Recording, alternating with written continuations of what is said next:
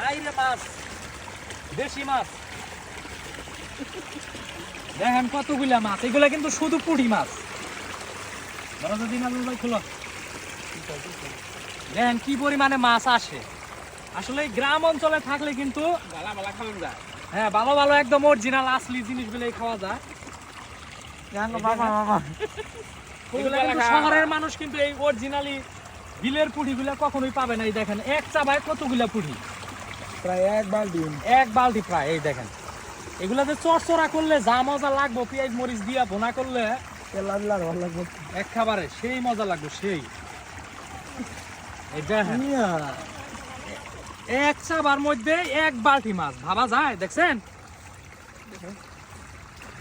শুধু 5 মিনিট এখানে রাখছি, 5 মিনিট রাখার কারণে কিন্তু এই যতগুলা মাছ আইছে একবার এক চাবার মধ্যে।